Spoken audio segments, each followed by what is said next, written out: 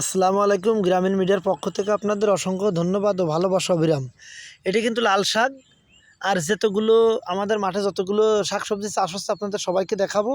দেখেন, এটা লাল শাক। এটা আছে হাইব্রিড জাতের শসা। 1 বিঘে, এই দেখেন মাটি থেকে মাপতেছি, 1 বিঘে হওয়ার পরে গাছ কিন্তু এই যে ফল এসে গেছে। এরপর আপনাদের সবাই সাথে থাকুন আরও ভিডিও ভালো ভালো জিনিস দেখার জন্য। এটা কিন্তু চাষের আতাও চাষ হচ্ছে আমাদের মাঠে। এই দেখেন চাষের গাছ, এখানে কিন্তু অনেক 50 থেকে 60টি গাছ আছে। খুব সুন্দর ফলন হয়েছে। আমি কাছে এনে দেখাই। এই দেখেন, এটা কিন্তু চাষের আতা। আপনারা আরও সঙ্গে থাকেন, আরও ভালো জিনিস সামনে আছে।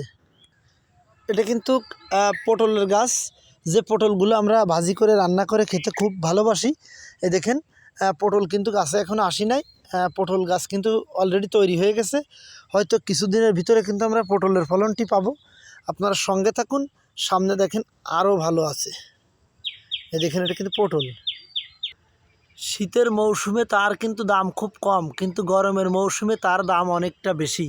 এটি কিন্তু খাঁটি বাংলার সলিড কাঁচকলা। আমরা এটা দেখে বিশ্বাস করি চিরসবুজের দেশ বাংলাদেশ।